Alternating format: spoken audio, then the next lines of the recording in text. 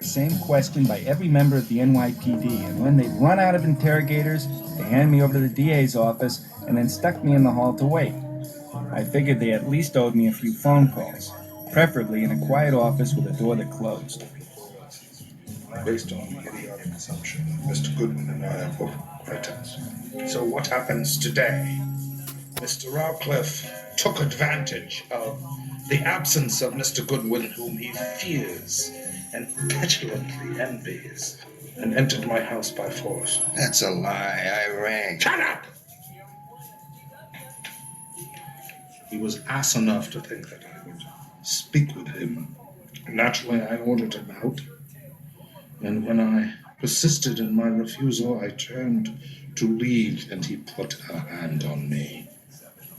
He then took me into custody, under warrant, conducted me out of my home, and in a rickety old police car, with a headstrong and paroxysmal driver, brought me to this building.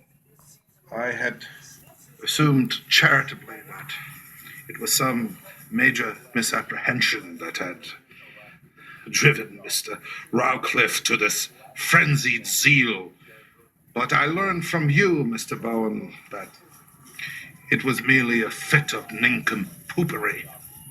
That you think that I have a client, that I know something that you don't know and would like to, and that you can bully it out of me. Well, you can't. I haven't got it. But you are correct in assuming that I have a client. I do. I knew it. As you may know, Mr. Goodwin is not indifferent to those attributes of young women which constitute the chief reliance of our race in our gallant struggle against the menace of the insects.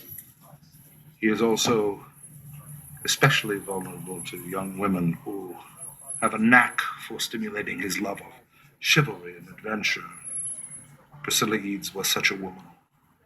Within hours of her eviction, by him at my behest, she was brutally murdered.